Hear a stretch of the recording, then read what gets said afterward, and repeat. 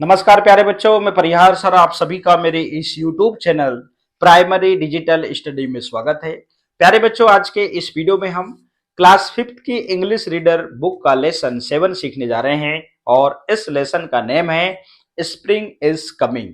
आप सभी को क्लास 5th की इंग्लिश की बुक जो है ओपन करना है और लेसन 7 आपको निकाल लेना है।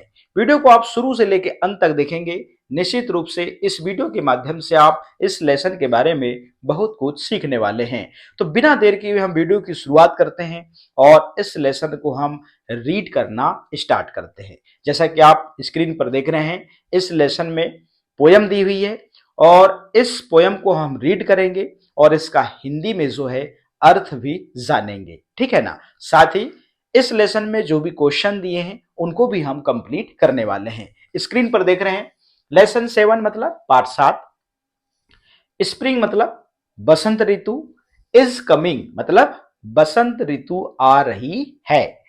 दो क्वेश्चन है, how many season are there in a year. तो एक साल में कितनी ऋतुएं होती हैं, ठीक है ना। विच season do you like most, और आपको सबसे ज्यादा कौन सी ऋतु पसंद है या कौन सा मौसम पसंद है, ऐसे भी आप जान सकते हैं। तो अभी हम जानेंगे। तो आप सभी को पता है कि पूरे साल में 4 ऋतुएं होती हैं। पहली जो आपने यहां पे देखा स्प्रिंग, जिसे हम बसंत ऋतु कहते हैं। दूसरी समर, जिसे हम ग्रीष्म ऋतु कहते हैं। तीसरी ऑटम, जिसे हम शरद ऋतु कहते हैं। और चौथी विंटर, जिसे हम शीत ऋतु कहते हैं।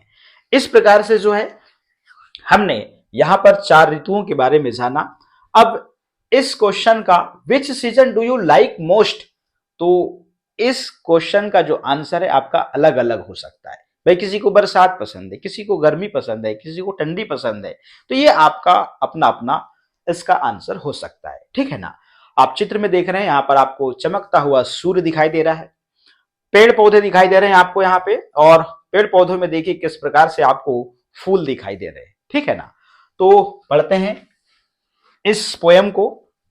Spring is coming, spring is coming, बसंत ऋतु आ रही है, बसंत ऋतु आ रही है। बर्डीज बिल्ड यूर नेस्ट, मतलब पक्षियों अपना घोंसला बनाओ। Weave together straw and feather, feather मतलब पंख और स्ट्रॉ मतलब यहां पर तिनके या घास फूस से कहा गया है। तो वीव टुगेदर मतलब तिनके और पंख के साथ बुनो। डूइंग ईच यूर बेस्ट, हर एक अपना सर्वोत्तम या सर्वश्रेष्ठ कार्य करो। इस प्रकार से इसका अर्थ होगा spring is coming, spring is coming, बसंत ऋतु आ रही है, बसंत ऋतु आ रही है। फ्लावर्स आर कमिंग टू, फूल भी आ रहे हैं। पेंसिस, लिलीज और डैफोडिल्स, तो यहां पर 3 फ्लावर्स के नेम हैं, जिसे हम पेंजी कहते हैं, जिसे हम लिली का फूल कहते हैं और इसको नरसिंग का फूल कहते हैं। तो आप देख रहे हैं ये पेंसिस फ्लावर है, ये लिलीज फ्लावर है और ये जो है आप देख रहे हैं नरसिंग फ्लावर है। इस प्रकार से मैंने यहां पे इनके नाम के साथ, ताकि आप इनको पहचान सको, इसलिए मैंने यहां पर इंक्लूड किया है। नाउ आर कमिंग थॉ, मतलब अब आ रहे हैं। Spring is coming, spring is coming, बसंत ऋतु आ रही है, बसंत ऋतु आ रही है। ऑल राउंड इज फेयर, चारों ओर सुंदरता है।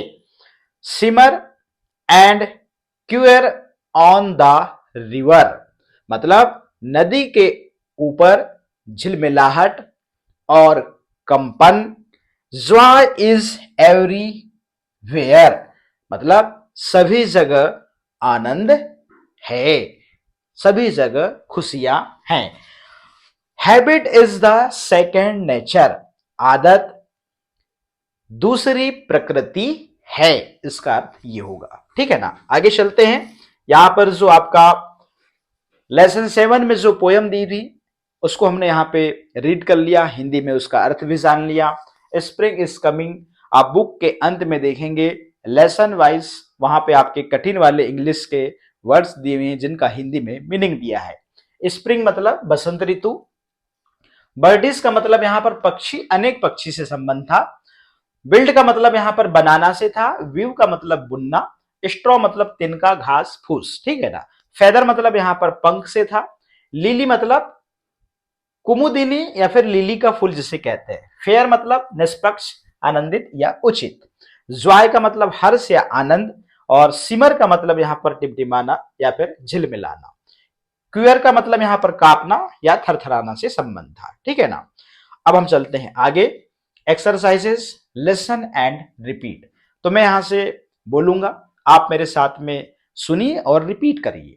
देखिए इसमें आपको क्या समानता दिखती है। जैसे हिंदी में आप दुकान शब्द सुने होंगे, तो यहां देखिएगा इनका जो एंडिंग साउंड है, तो यहां पर 3 इंग्लिश वर्ड्स को देखेंगे आप, बिल्कुल इनके एंडिंग साउंड जो हैं वो एक से निकलेंगे। देखिएगा नेस्ट, रेस्ट और बेस्ट। तो आप देख रहे हैं तीनों में ई एस टी जो लेटर जो है इनकी स्पेलिंग में वो कॉमन है। जैसे नेस्ट, रेस्ट और बेस्ट। नेस्ट मतलब घोंसला, अर्थ अलग है। रेस्ट मतलब आराम, और बेस्ट मतलब अच्छा, सबसे अच्छा। फेयर, पेयर और हेयर। तो आप देखें फेयर, पेयर और हेयर में ए आई आर कॉमन है, साउंड अंतिम एक सा निकल रहा है। फेयर मतलब गोरा, पेयर मतलब जोड़ा, और हेयर मतलब बाल। ठीक है ना। ज्वाय, टॉय और बॉय, तीनों में ओ बॉय कॉमन है, साउंड भी एक सा निकल रहा है एंडिंग वाला। तो ज्वाय मतलब आनंद, टॉय मतलब खिलौना, और बॉय मतलब लड़का। ठीक है ना। नाव, काउ, हाउ। तो आप नाव, काउ और हाउ में देखिए ओ डब्ल्यू जो है वो कॉमन है। यहां पर नाव का मतलब अब है, काउ का मतलब यहां पर गाय से है, और हाउ का मतलब कैसे। ठीक है ना। चलिएगा आगे। वर्ड पावर है, क्वेश्चन 1 है complete the word puzzle using the given क्लाउसेस। देखिएगा अब यहां पे पजल दी हुई है, मगर यहां पर कुछ क्वेश्चन है। ठीक है ना। अब यहां पर क्लाउज दिया हुआ है 1, question 1, one of the many soft light parts covering a bird's body. तो यहां पे जो पक्षी के शरीर को ढकने वाला सॉफ्ट मतलब मुलायम और प्रकाश भागों में से एक जो वो है वो क्या है, फेदर है। ठीक है ना। The part of a plant from which the fruit develops, मतलब पौधे का कौन सा भाग जो बीज उत्पन्न करता है, और वो है फ्लावर मतलब फूल है। अ क्रिएचर विथ विंग्स मतलब पंख वाला प्राणी, तो वो क्या है, बर्ड है। वन हु व्यूज मतलब जो बुनता है उसे क्या कहते हैं, वीवर कहते हैं। अ प्लेजेंट सीजन मतलब प्लेजेंट सीजन मतलब यहां पर सुखद मौसम से संबंध यहां पर स्प्रिंग सीजन से है। तो इस प्रकार से हमने यहां पर चारों पांचों क्वेश्चन के लिए क्या आएगा वो पता कर लिया। अब इन्हीं को हम यहां पर पजल के रूप में यूज करेंगे। पहले नंबर पर फेदर लिखा, दूसरे में फ्लावर लिखा, तीसरे में हमने बर्ड लिखा, चौथे में हमने यहां पर वीवर लिखा, और पांचवें में हमने यहां पर स्प्रिंग लिखा। इस प्रकार से इस पजल को आपको कंप्लीट करना है। क्वेश्चन नंबर बी है make nouns from the given words. अब यहां पे व्यू मतलब बुनना, और बुनने वाले को क्या कहते हैं, वीवर कहते हैं। ठीक है ना। टीच को टीचर, लर्न को लर्नर होना चाहिए यहां पे। ठीक है ना। चेक चेकर, रन रनर, और प्रीच प्रीशर। तो यहां पे डी को आप आर कर लीजिएगा। डी को आप क्या करेंगे यहां पे जो डी है इसको आप आर कर लीजिएगा। ठीक है ना। चलिएगा आगे। अब यहां पे कंपैरिजन में क्वेश्चन दिए हुए हैं, आंसर दिस क्वेश्चन। तो चलिएगा इनको हम पहले कंप्लीट कर लेते हैं, फिर हम क्वेश्चन बी पे आएंगे, ठीक है ना। या फिर हम क्वेश्चन बी को कंप्लीट कर लेते हैं, फिर उसके बाद में लेट्स टॉक, मतलब ऊपर के यहाँ पे 6 क्वेश्चन है और नीचे 5 हैं, इनको हम एक साथ कंप्लीट कर लेंगे। तो लेट्स टॉक यहाँ पे देखिएगा, इसको हम बाद में, पहले बी को कंप्लीट कर लेते हैं। Complete the lines, use the words from the poem. तो हमको पोयम से, यहां पर पोयम की कुछ लाइनें दी हुई जो अधूरी हैं, तो वहां से देख के इस पोयम की लाइन को हमको कंप्लीट करना है। जैसे spring is coming, all around is fair, देख रहे हैं। Simmer and cure on the river, joy is everywhere. इस प्रकार से आपको इसको कंप्लीट कर लेना है। तो लेट्स टॉक में with the help of question given below, talk to your friends about the different season of a year. तो इस सीजन के बारे में आपके दोस्त से आपको बात करना है, संबंधित क्वेश्चन से चलेगा। ऊपर के पहले 6 क्वेश्चन को कंप्लीट करते हैं। Answer this question. पहला है which flowers are mentioned in this poem. तो यहां पर किन फूलों का उल्लेख किया गया है इस पोयम में। तो pansy, lily and daffodil are mention in the poem. तो इस प्रकार से जो है हमने यहां पर लिखा हुआ है। क्वेश्चन नंबर 2 है why is the atmosphere joyful everywhere. यहां पे जो है इसका आंसर लिखेंगे the atmosphere is joyful everywhere because the spring is coming. इस प्रकार से इसको कंप्लीट करेंगे। Whom does the poet ask to make a nest? Why? Answer में लिखते हैं the poet asked the birds to build their nest because the spring is coming। तो यहां पे जो है क्वेश्चन नंबर 4 है what is nest made of. तो आंसर में लिखेंगे अ nest is made of straw and feather. मतलब यहां पूछा जा रहा है कि जो घोंसला है वो काय से बनाया गया, किस चीज से बनाया गया, तो वही चीज हमको यहां पर बतानी है, ठीक है ना।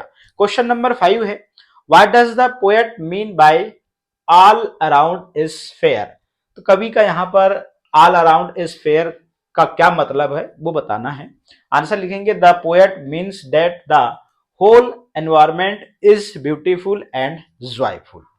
क्वेश्चन नंबर 6 है what is the central idea of the poem. तो यहां पर पोयम का केंद्रीय बिंदु क्या है या केंद्रीय विचार क्या है वो हमको आइडिया यहां पर बताना है। तो आंसर में लिखते हैं इन the poem the poet describes that with the coming of the spring the environment becomes beautiful and joyful, the birds build their nest, different kinds of flowers blooms and river are also filled with water। इस प्रकार से हमने इसको complete कर लिया। अब अपने friend के साथ में आप किस प्रकार से सीजन के बारे में टॉकिंग करेंगे देखिएगा।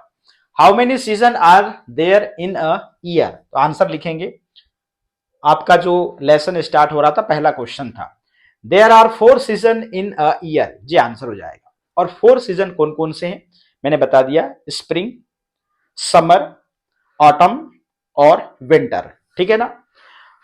अब यहां पे क्वेश्चन नंबर 2 है विच season do you like most. और आपको जो सीजन है वो सबसे ज्यादा कौन सा पसंद है।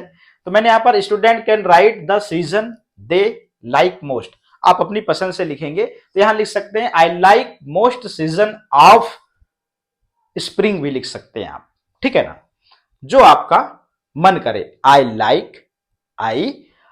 लाइक मोस्ट सीजन ऑफ, और फिर सीजन का नेम लिख देंगे, ठीक है। क्वेश्चन नंबर 3 है what is the important of the rainy season. मतलब रेनी सीजन की क्या महत्वता है वो आपको लिखना है। आंसर में लिखते हैं the rainy season drives away summers heat, river are filled with water and the environment becomes green, ठीक है। क्वेश्चन नंबर यहां पर 4 है what are the important festival related to various season. तो यहां पर जो ऋतुएं हैं उनमें जो हैं कौन से महत्वपूर्ण जो फेस्टिवल आते हैं उनके नाम लिखना है। जैसे Holi, Baisakhi, Basant Panchami are the festival related to various season, इस प्रकार से आपको कंप्लीट करना है। क्वेश्चन नंबर 5 है, which is the coolest season, सबसे ठंडा मौसम कौन सा होता है? आंसर लिखेंगे winter is the coolest season. इस प्रकार से आप इसको कंप्लीट करेंगे। अब यहां पे let's read read the following poem carefully and answer the question given below it. आपको इसको ध्यान से पढ़ना है और ध्यान से पढ़ने के बाद में नीचे क्वेश्चन दिए हुए हैं, उनको आपको इस रीडिंग के अकॉर्डिंग आपको उसके आंसर लिखना है। तो one day I planted some seeds in the soil, soil मतलब मिट्टी। तो एक दिन मैंने बीजों को मिट्टी में बोया। Then I watered the seeds, फिर मैं बीजों को पानी दिया। I watered them day after day, और मैंने प्रतिदिन उन्हें पानी दिया। आफ्टर अ फ्यू डेज, मतलब कुछ दिनों बाद, a little green shoot came out, और एक छोटा हरा अंकुर बाहर निकला। देन सम मोर शूट्स केम आउट, फिर और बहुत अंकुर जो हैं वो बाहर आए। दे ग्रीव बिगर एंड बिगर, और वे जो है आगे बढ़ते गए बढ़ते गए। One day a little white flower came out, और एक दिन एक छोटा सफेद फूल जो है वो बाहर आया। द नेक्स्ट डे, अगले दिन, अनादर व्हाइट फ्लावर कैम आउट, मतलब दूसरे दिन एक फ्लावर जो है, मतलब दूसरा जो सफेद फूल जो है वो भी बाहर आया। And then many little white flowers came out, और फिर जो है बहुत सारे छोटे सफेद फूल जो हैं वो बाहर आए। दे लाइक्ड लवली, और वे बहुत प्यारे थे। Many people stopped to see the flowers, और बहुत से लोग जो हैं उनको देखने के लिए रुक रहे थे। They said that they looked lovely, और वे कह रहे थे ये बहुत प्यारे लग रहे हैं। And my garden looked lovely too, और मेरा जो बगीचा है वो बहुत प्यारा भी लग रहा था। ठीक है ना, या मेरा जो बगीचा है वो बहुत ही प्यारा लग रहा था या प्यारा दिख रहा था। अब क्वेश्चन है, what did the poet plant in the soil. अभी इनको हम कंप्लीट करेंगे। यहां पे पहले लेट्स राइट के बाद में ऊपर के जो 5 क्वेश्चन है हम इसके बाद कंप्लीट कर लेंगे। Complete the sentence to write about your school. The name of my school is Sandipani Vidyalaya Seoni. Question number 2, there are 200 student in the my school. ठीक है ना। अब यहां पर 5 क्वेश्चन है, उनको कंप्लीट करते हैं। What did the poet plant in the soil. The poet planted some seed in the soil. Question number 2 है, what was the colour of the flowers. तो यहां आंसर में लिखेंगे the colour of the flowers was white. फूलों का colour क्या था। तो how did the flower look to the people. तो यहां पे क्वेश्चन नंबर 3 है, उसका हम आंसर लिखेंगे the flowers looked lovely to the people. ठीक है ना। Question number 4, how did his garden look. Answer में लिखेंगे his garden looked lovely too. Question number 5 है, give a suitable title to the poem. तो यहां हम आंसर लिखेंगे ब्यूटी ऑफ द नेचर। ठीक है ना। इसके बाद में यहां पर ब्लैंक्स दिए हुए थे स्कूल के बारे में। There are 35 teachers in my school. Mister Bhardwaj sir teachers us English, और यहां पर मिस्टर खान सर और हेड मास्टर। तो जो आपके स्कूल में होंगे आप उनका नाम लिखिएगा। आपकी क्लास को कौन पढ़ाता है, इंग्लिश। ठीक है ना। और आपके हेड मास्टर का नाम यहाँ पे आ जाएगा। ठीक है ना। यहाँ पर आपके टीचर्स की कुल टोटल संख्या आ जाएगी इस प्रकार से। अब यहाँ पे write an application to your head master to issue your school leaving certificate. तो यहाँ पे आप जो है स्कूल लिविंग सर्टिफिकेट आपको यहाँ पे लिखना है, पहले से लिखा हुआ है, बस आपको इसको फिल करना है थोड़ा सा। बस 2 के बाद में the head master government primary school, यहाँ पर आपका जहां भी स्कूल है उस प्लेस का नेम आ जाएगा। Subject application for school leaving certificate, sir oblique madam, I have passed class 5th from your school last year. I want to seek admission in class 6. I need my school living certificate. Please issue me school living certificate. Yours sincerely. यहाँ पर मोहित Patel, class और roll number इस प्रकार से लिख देंगे। तो प्यारे बच्चों, इस प्रकार से हमने क्लास 5th की इंग्लिश रीडर बुक का लेसन 7 जो है हमने कंप्लीट कर लिया है। आप भी इस वीडियो को एक बार दो बार जरूर देखें, निश्चित रूप से आपको भी कुछ ना कुछ जरूर समझ में आएगा। और मैंने क्वेश्चन आंसर भी कंप्लीट कर दिया है, आपके लिए बहुत ही काम आसान कर दिया है। हाँ, मैं आपसे एक अपील करूंगा कि आप इस लेसन को 2 से 3 बार जरूर रीड करें, तो आपकी जो इंग्लिश है वो स्ट्रांग होगी। अभी आपको कितना समझ में आ रहा है ये मायने नहीं रखता, आप उसको पढ़ें, उसको टाइम दें। तो आज के इस वीडियो में इतना ही, फिर मिलेंगे हम न्यू वीडियो में नए अपडेट के साथ में। आप सभी का बहुत बहुत धन्यवाद।